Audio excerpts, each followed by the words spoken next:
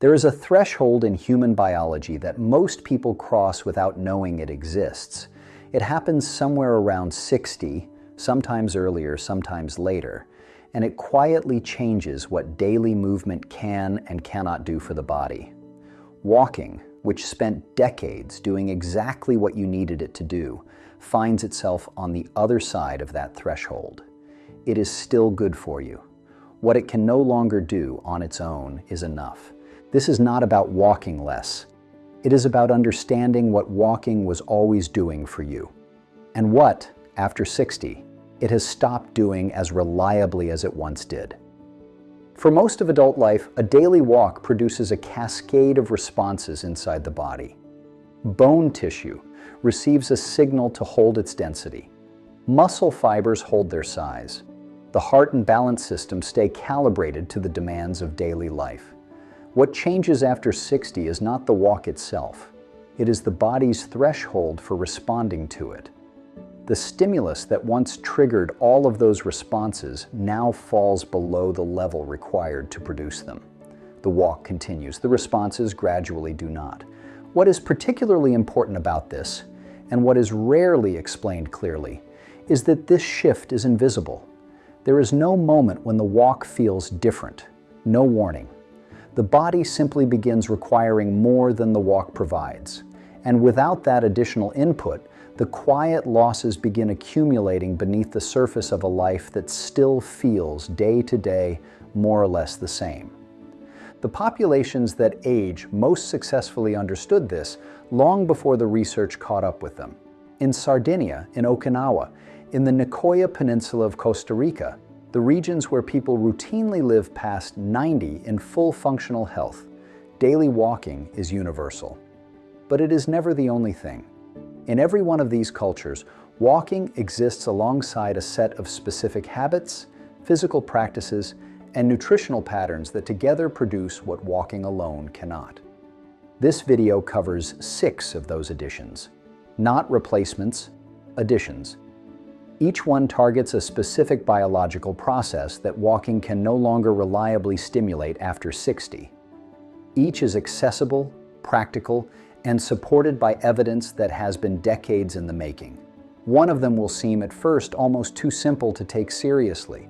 It involves a window of time during the day, a specific 30-minute period, that researchers tracking adults over 65 identified as the point at which one straightforward nutritional addition produced muscle retention results that the walking itself was unable to generate.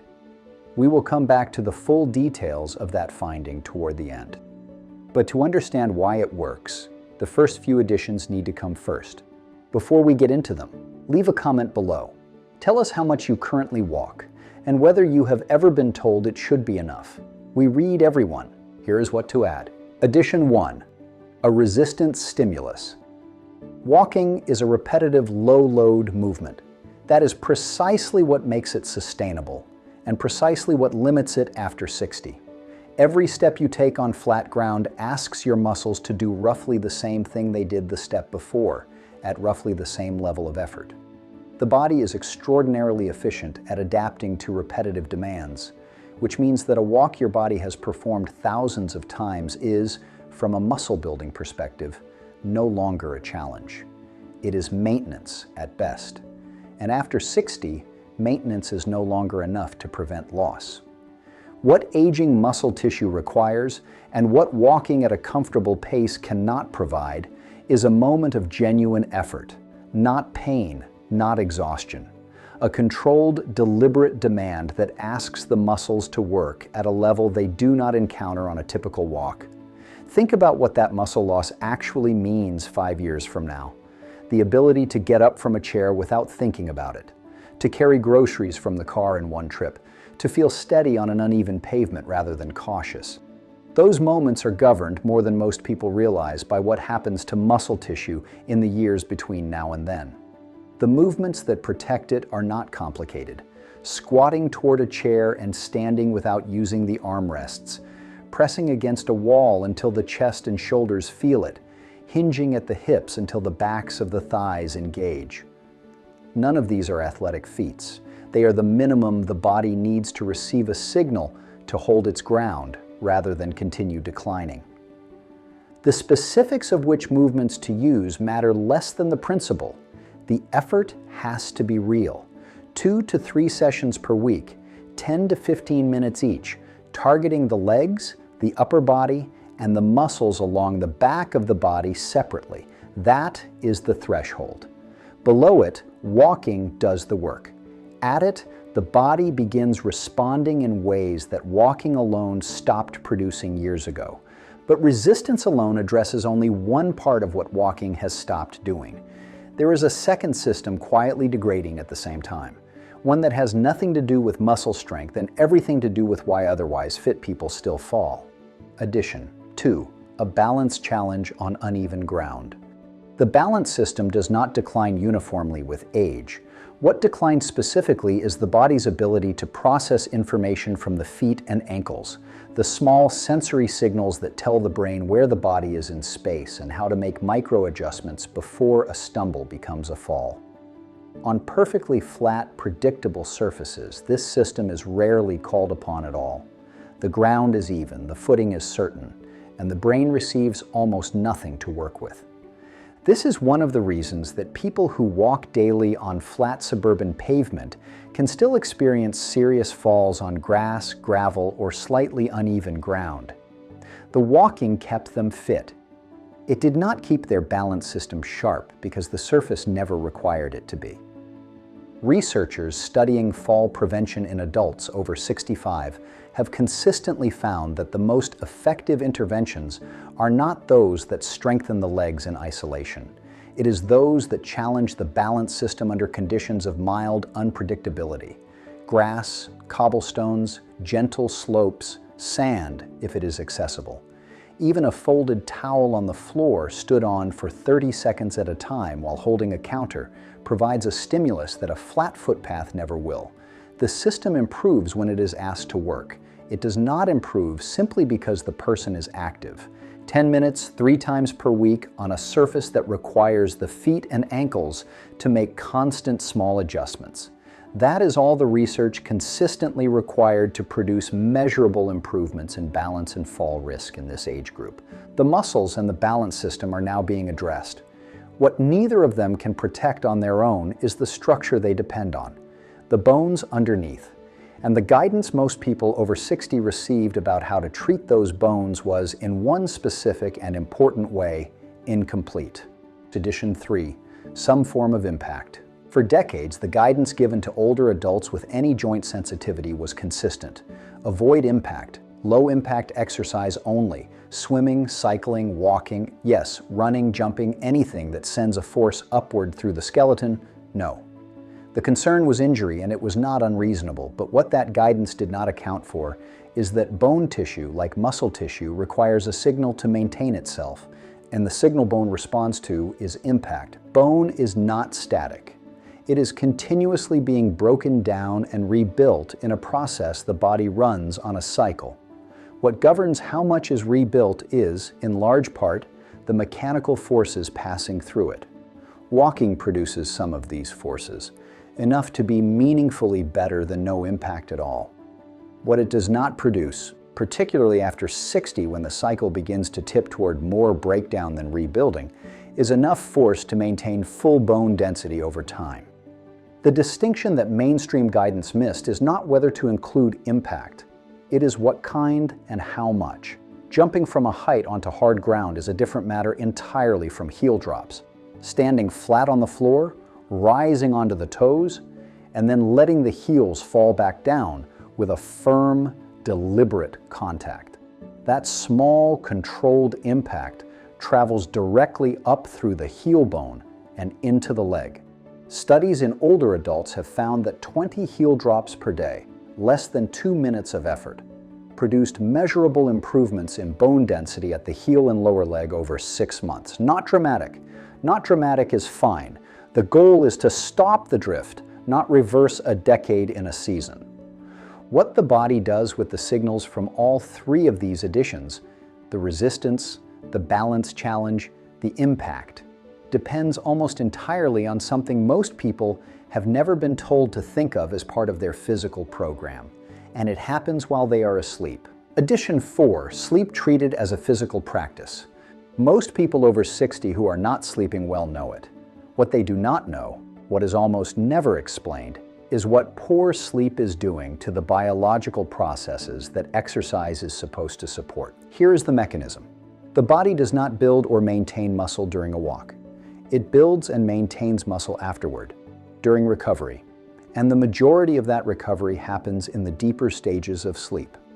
Growth hormone, which governs tissue repair and muscle protein synthesis, the process of rebuilding muscle fibers after they have been challenged, is released almost entirely during slow-wave sleep, the stage most reliably disrupted in adults over 60. What this means in practice is that a person can do everything right during the day, the resistance work, the balance challenge, the heel drops, and still find that the results are far slower to arrive than expected, not because the effort was wrong, but because the recovery window is broken. This is not an argument for sleeping more hours necessarily. It is an argument for treating sleep quality as part of the physical program rather than something separate from it. A consistent sleep and wake time, the same hour, 7 days a week, including weekends, does more to improve deep sleep in older adults without medication than almost any other single change. Not because it adds hours, but because it regulates the internal clock that governs when and how deeply those recovery stages occur. 15 minutes of natural light within an hour of waking reinforces that clock further. A cool room, around 65 to 68 degrees Fahrenheit, or 18 to 20 Celsius, supports the drop in core body temperature the brain uses as its signal to move into deeper sleep. None of this is complicated. None of it requires a prescription. What it requires is treating the night as the second half of the physical work, not as a pause between one active day and the next. The first 4 additions have all been about what to add around your walking. The 5th one is about the walking itself, and a specific quality the longest living populations in the world built into it that most people in the modern world have quietly removed. Addition 5. Purposeful walking, the blue zone's distinction. In Sardinia, the men who live longest do not walk on flat roads for exercise. They walk uphill to tend livestock, downhill to return, across uneven ground between fields, and up stone steps that have never been smoothed for comfort. In Okinawa, daily movement weaves through gardens, low floors, and a physical environment that offers no option to remain entirely still. In Nicoya, the walking happens on dirt paths, across slopes, through terrain that demands constant postural adjustment. What these populations share is not simply that they walk, it is that their walking is purposeful and varied. Every surface and incline requires the body to recruit muscles, adjust balance, and generate force in patterns that a flat paved footpath, however long, does not demand. The body responds to variety. It adapts to repetition, and a daily walk on the same flat route at the same comfortable pace is the most thoroughly adapted movement pattern in most people's lives by the time they reach 60. The adjustment here is not dramatic, it is directional. Find a hill, walk it slowly with control, and feel the difference in what the legs are doing on the way up versus what the back of the body is doing on the way down. Choose the grass verge over the pavement occasionally. Take the stairs in a building not as a cardio challenge, but as a natural variation on the walk you were already taking. Look for routes with a slight tilt, texture, or gentle incline rather than the smoothest path available. The Blue Zone's populations did not do this because they read research on varied terrain. They did it because their environment required it. Most of us have engineered that requirement out of daily life. What these additions ask is simply that we put a small portion of it back. Walking varied ground also does something that connects directly to what comes next.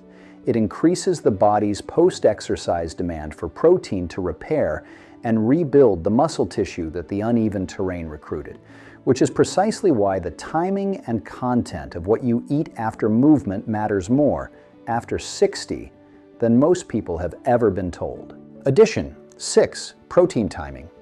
At the start of this video, we mentioned a 30-minute window.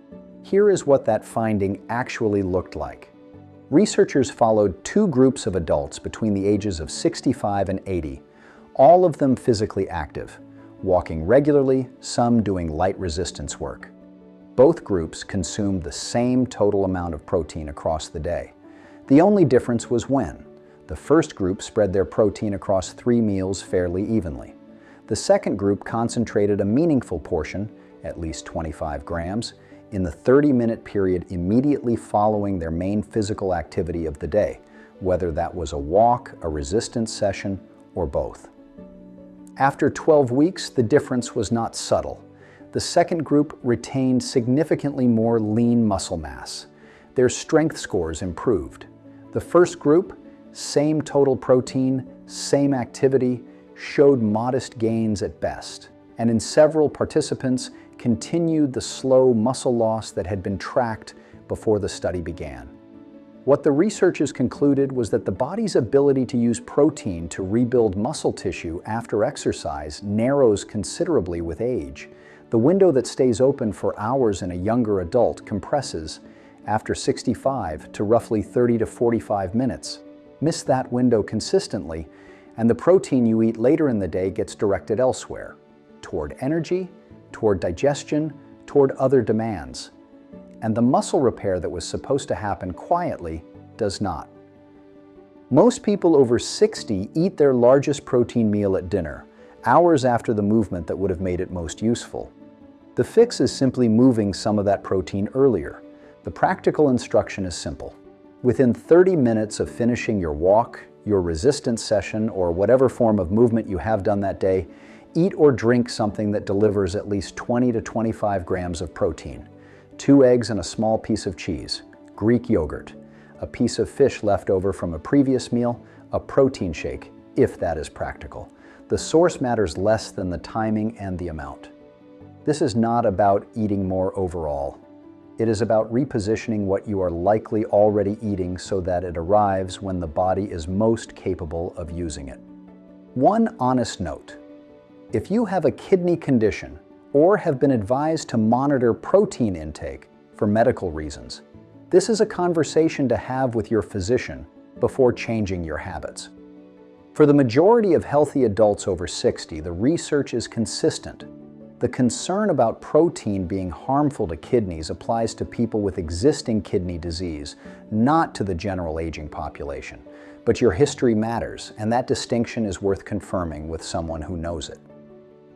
Now, the full picture.